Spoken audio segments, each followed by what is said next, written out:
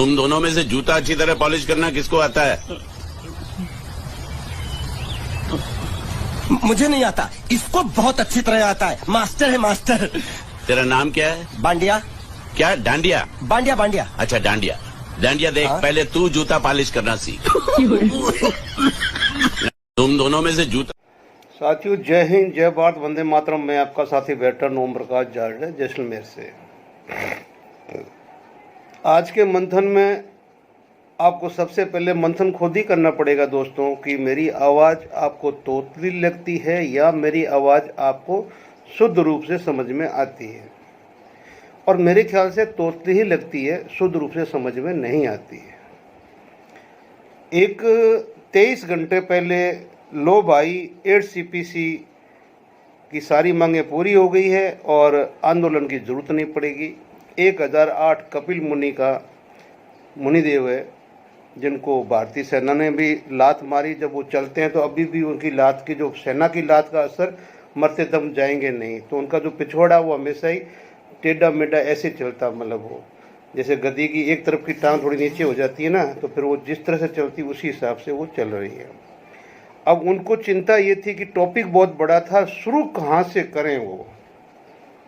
मतलब इतना, मतलब 15 साल से संघर्ष करने वाला, 9 बार रक्षा मंत्री से मिलने वाला वो बंदा ये सोचता है कि मैं इसको शुरू कहाँ से करूँ इस वीडियो को।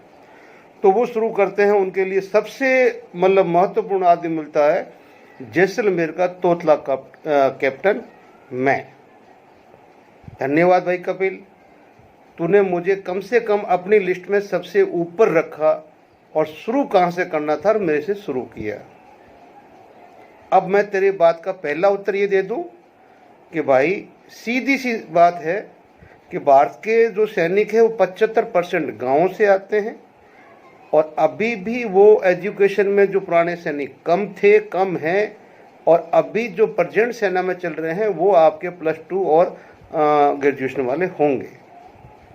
पुराने सैनिक अभी भी 70% अपना छोटा वाला फ़ोन रखते हैं। उनको नहीं पता है कि इस देश में सैनिकों का क्या आंदोलन चल रहा है, पहला कारण। दूसरी बात, तुम्हें नेशनल मीडिया ने, प्रिंट मीडिया ने, इलेक्ट्रॉनिक मीडिया ने, सब ने तुम्हारे को आउट कर रखा है। कहीं पर भी आपकी न्यूज नहीं जाती है।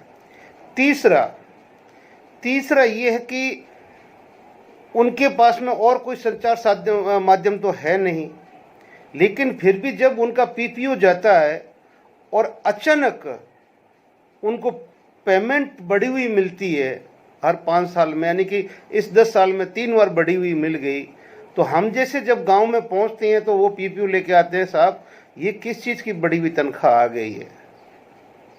और ये फैक्ट है, ये फैक्ट है। तो हम बोलते हैं जी OROP का आंदोलन चल रहा है, OROP चल रही है और सरकार ने OROP लागू कर दी है। जो भी था वो हम बताते हैं आपको, ये अपना OROP का 1 रैंक 1 पेंशन का पैसा मिल रहा है। अब जब वो देखते हैं कि ये तो हमारे को पहले मतलब पे कमीशन से दूसरे के पे कमीशन के 13 साल में जाके हमारा रिवाइज होता था PPO, अब तो 10 साल में 3 PPO आ गए हमारे रिवाइज होके, कॉरिजेंडम। तो फिर वो आदमी सरकार के अगेंस्ट में क्यों जाएंगे भाई, पहली बात। दूसरी बात, इस सरकार ने जिस तरह से जाल बिछाया हुआ है, आपके 50% सैनिक जो आपके रीएम्प्लॉयड है, 50% वो इस सरकार के सरपरस्ती के ऊपर है। बचे कुछ जो 25% है वो इस सरकार के जो चमचे हैं उनके नीचे हैं। अगर 50 से 75% के बीच में अगर मान लो रोजी रोटी जो दोबारा मिल रही है, चाहे गार्ड की मिल रही है, कंपनी में मिल रही है, DGR की मिल रही है, जो कुछ भी मिल रही है, परमानेंट मिल रही है, रीएम्प्लॉयमेंट में मिल रही है, तो वो सरकार के अगेंस्ट में क्यों जाएंगे भाई, ठीक है ना। फिर तुम जैसे जो ये 15-20 मिनट की लाइव पिक्चर बनाते हो, उसमें अपने आप को हीरो बना देते हो कि मैं तो हीरो हूँ, और तोतला कैप्टन और अर्जुन सिंह है जो विलेन है। बाकी भी मान लो साहब का भी अभी विलेन होगी, पहले तेरी फेवरेट फिल्म थी। अभी आपका वीर बहादुर सिंह को भी आप अभी सुबह से सलूट मार रहे हो, क्योंकि आपको उम्मीद है कि शायद वो मेरे को घुसा ले, तो उसका गेट खुला है, आप जाइए, ठीक है ना। हिसाब और किताब ले उसका भी लेके भागने वाला आपका ही परम मित्र गोरेलाल था, वो भूले नहीं उसको, ठीक है ना। फिर मैं आपको एक चीज़ बता दूं, मिस्टर कपिल देव सिलानी इस तोतले कैप्टन और अर्जुन सिंह की कर्टिसाइज के अंदर आप 24,000 से आज 1,23,000, 1 लाख और शायद 33,000 होगा, 1,33,000 व्यूवर आप है जो कमा चुके हो। उसमें आपने कोई कहीं पर भी और इन्फॉर्मेशन कुछ नहीं है। जब आप 23-24,000 की स्ट्रेंथ पे थे, तब आपके कुंडली के अंदर ये राहु और केतु 2 आ गए थे, और ये राहु केतु के बाद में आपका आगे सफ़र चल पड़ा, और इस सफ़र में फिर आप क्रिटिसाइज करते गए, लोग हमें विलन मानते गए, आपको हीरो मानते गए, आप है जो अभी 1,33,000 के व्यूवरशिप में चले गए। तो शुक्र मानो, तुम शुक्र ये मानो एक तो उनका कि जिन्होंने आपको सेना की छोटी सी अल्प अवधि के अंदर भी बगैर पेंशन बाहर नहीं आने दिया। उनकी अगरबत्ती करते हो तो नाम न मत बोलना। बाहर आने के बाद जो तुम्हारे पे कांड हुए, वो जो तुमने जिन लोगों ने बचाया है, उनको भी अगरबत्ती करते टाइम मत भूलना, ठीक है ना। क्योंकि तुम्हारा अपना कोई वजूद नहीं है, तुम्हारा अपना कोई वजूद नहीं है। फिर जो साबका ने झेला था, वो आज भी उनके घाव भरे नहीं है। और प्रगट सिंह का आज नाम लेके बोल रहा हूँ कि जब वो बोला था कि छोटे भाई, अगर जब मुझे इसने 85 से 87 बनाया, 87 से 90 बनाया, 90 से 94 बनाया, 94 से 95 साल के बनाया, काश में बीच में बोल जाता तो आज मेरी साबका की ही हालत नहीं होती। और उसने मुझे बोला, भाई मैं 87 साल का हूँ आज के दिन, इसी जब मैं बोल रहा हूँ तो वो 87 साल के हैं। लेकिन तुम लोगों ने खेती काटी 95 साल, लेकिन वो चुप रहे। वो चुप्पी का दंड वही साबका को ही भरना पड़ा। अब तुम बोल रहे हो FA पैसे लेके भाग गया। अरे बेवकूफ गधे, ये तो कम से कम तू या तो वेबसाइट तू देखता नहीं है या तेरे फॉलोअर नहीं देखते हैं। जब FA ने एक वेबसाइट डाल दी है तो उस वेबसाइट के अंदर क्लियर एक फिगर दिया हुआ है कि भाई 31 मई से FA की बिल रसीद कटी है और 14 सितंबर तक आपका गोरेलाल बिल नंबर 1 से लेकर बिल नंबर आगे 9, 10, 11, 12 जो भी है, टोटल कितनी मनी वो ले गया है, वो भी तो इसी में शामिल है। तो वो गोरेलाल का हिसाब अगर वापस हमारे पास नहीं आ रहा है तो तेरे में हिम्मत है तो दिला देना हमारे पास में, ताकि हम उसको भी जोड़ दे तो ये फिगर और कम नीचे हो जाएगा। हम तो जो गोरेलाल ले गया तो गोरेलाल के नाम से करेंगे। फिर दूसरी बात, बेशर्म, तेरे को इतनी शर्म है कि पंजाब की मीटिंग में तुम लोगों को, जो तुम्हारे बाहर के जो एजेंट थे, उनको टिकट बना के बुला रहे थे कि आओ और हिसाब किताब दो, तुम्हारा टिकट हम बनवाते हैं साबका वाले, तुम नहीं पहुंचे। अरे जो तुम यार, वो बिल्ली जो दूध पी जाती है, अरे वो भी घर की मालकिन बनी बैठी है, घर वालों से निकलती नहीं है, और दूध तुम पीते रहे पूरे ही। आखिर जाके उन्होंने उस बिल्ली का इल्जाम यही किया कि भाई इसका घर का दरवाजा ही बंद कर दो कि बिल्ली किसी भी कोई सुराख मत छोड़ो कि ये बिल्ली हमारे अंदर आए। आज उनका दूध बच गया। सबसे बड़ा एविडेंस तुम्हारे अगेंस्ट में ये है कि साबका की 2 खुद की बुक पुरानी छपी हुई, उसका काउंटर फोलियो तक लेके भाग गए। तुम जब से 20 फरवरी से बैठे हो तब से लेके आज तक का हिसाब किताब तुम्हारे पास कभी रहा है नहीं। तुम्हारे पास हमेशा खीसे खाली रहे। FA को बनाया तो बनाया इसलिए था कि इस खर्चे को हम कर देंगे किसी तरह, मतलब सेटलमेंट, लेकिन हुआ नहीं। अब नहीं हुआ, जब इधर से पैसा अब कंट्रोल कर लिया गया तो तुमने अपनी साजिशें शुरू कर दी। कहीं कोई गड़बड़ नहीं था। और मेरे भाई साहब, अब तू किससे छुप रहा है, मेरे को बता दे कि तेरे को आज जिस स्टेज पे तू 1,23,000 तेरी है, जिस तरह से तेरा अभी वापस किसी ने, हमारे सब में से किसी आदमी ने, एक आदमी ने गलती की कि मुर्दे होता ना भूता फिल्म महल या भूतिया हवेली, उसमें गड़ा मुर्दा होता है, कोई पानी छिड़क देता है तो वो जिन बाहर निकल आता है। तेरे को तो कभी का दफना दिया था मैंने और जो तेरे पे वो पानी छिड़के वो हमारे ही साथी है, और उस पानी छिड़कने से तेरा जिन बाहर निकल आया। लेकिन कितने दिन रहेगा तेरे को पता ना। आखिर कोई आता है वो ओम या शिव या क्रॉस लेके और उस जिन को उठा के वहीं दफना देता है, तो तेरी जगह तो वहीं पर है। आज तेरे पीछे सिवाय तेरे वो जो भटकाए हुए लोगों के सिवाय तेरे पास कोई बुद्धिजीवी एक भी नहीं तेरे साथ में, तो क्यों बकवास कर रहा है? अगर इज्जत का काम करना है तो इज्जत से आ, और 20 तारीख से लेके 14 सितंबर तक का हिसाब लेके साबका को साथ में लेके साबका को दे। वो अभी भी इंतजार कर रहे तुम्हारा, ठीक है ना। अभी भी प्रकट सिंह अपने माथा फोड़ रहा है कि मैंने इनको क्यों लिया था। तो ये तो था तेरा जवाब। तेरे को आगे नहीं बोलना है, क्यों कि तूने मुझे इज्जत दी है कि इतने बड़े वीडियो तेरे सब्जेक्ट के ऊपर तेरे को पहला व्यक्ति बोलने के लिए मैंने कहाँ से शुरू करूँ। तो अगर मैं याद आया तो इसका मतलब ये है कि तेरे अंदर अभी भी मतलब खौफ की वो ज्वाला जल रही है। अच्छी बात है, आगे बढ़ो, बढ़ते रहो, अच्छी बात है।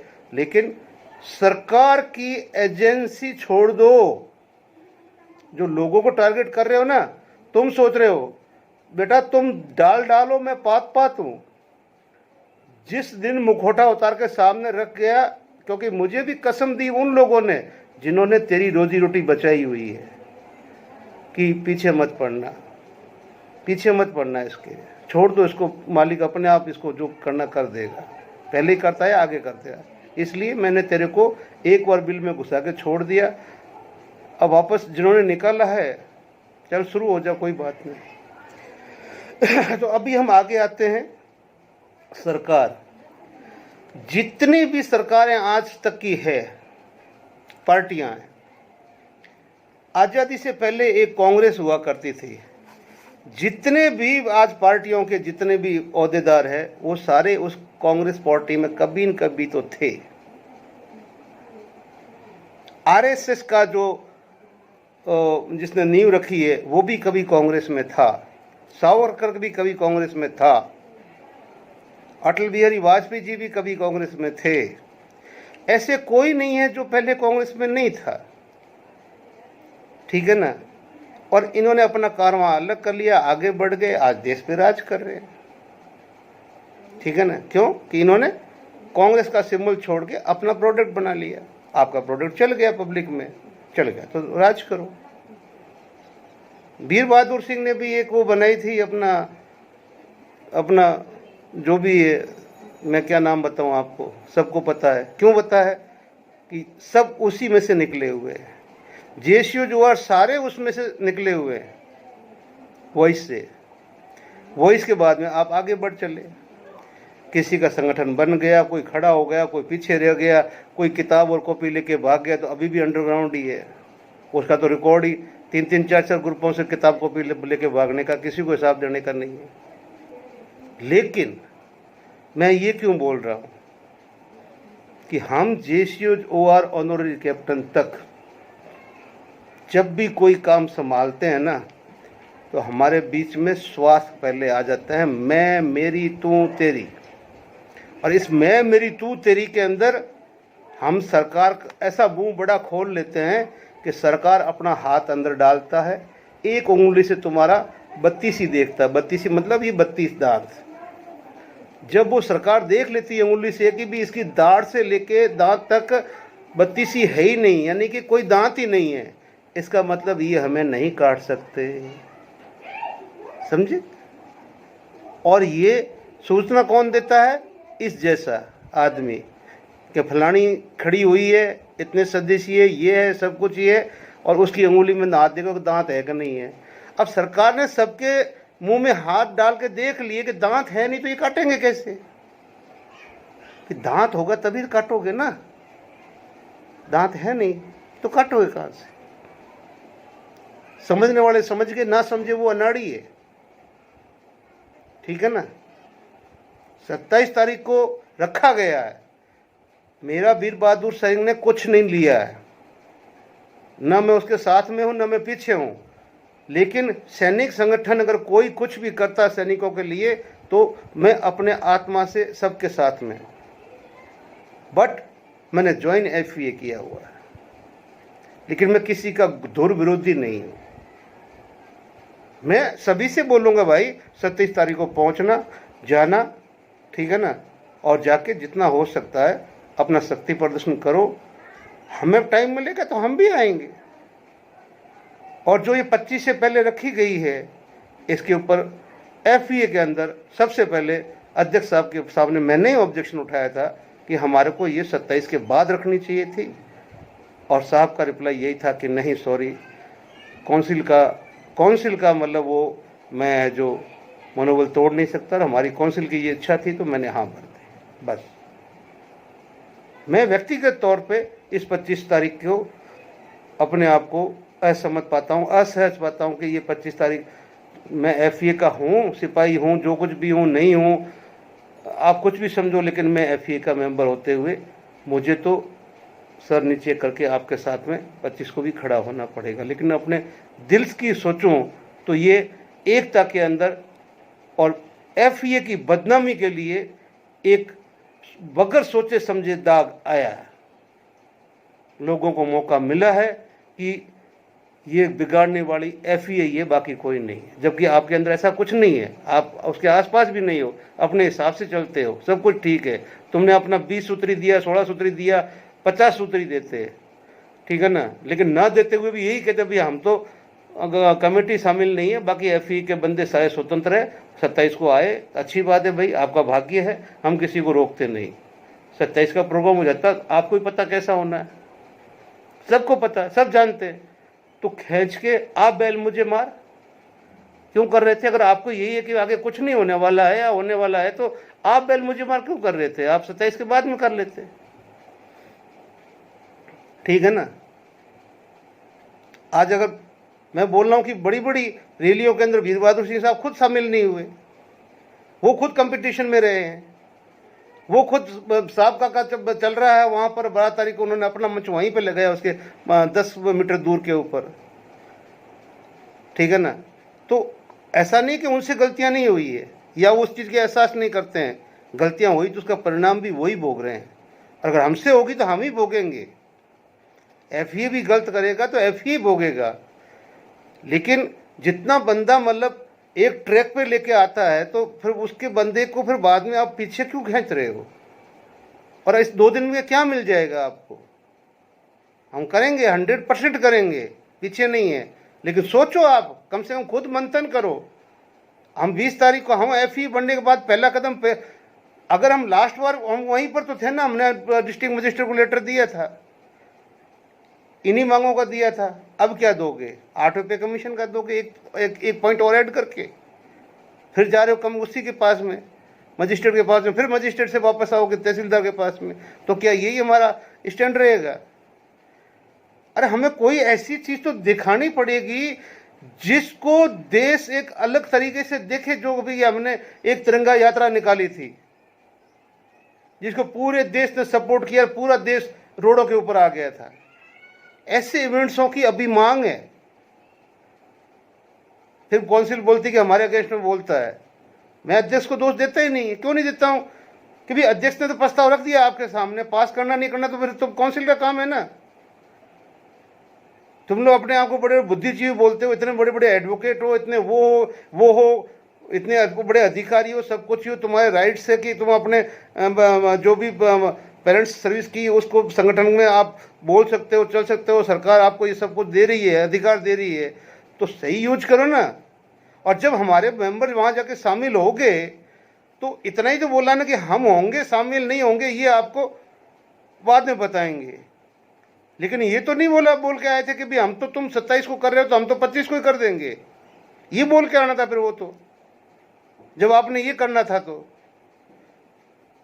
जब आप गए थे तो आपको ये था नहीं साहब हम गए थे, अब एकता हो या ना हो, 27 को उनका प्रोग्राम है, होने दो, हम 30 के बाद में करेंगे। लेकिन नहीं, मैं तो हाथ जोड़ के सबसे माफ़ी चाहता हूँ। लेकिन कोई वो सोचे कबीरा खड़ा बाजार में सबकी मांगे खैर, ना कहूँ से दोस्ती ना कहूँ से बैर।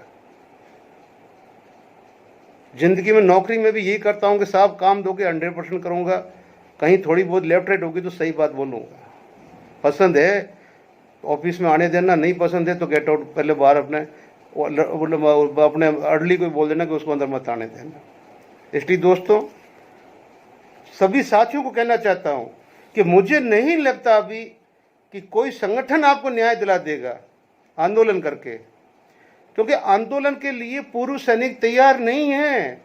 आप चाहे हो तो हर डिस्ट्रिक्ट सोल्जर्स में एक परफॉर्मा दे के सर्वे करवा लो स्टेट वाइज।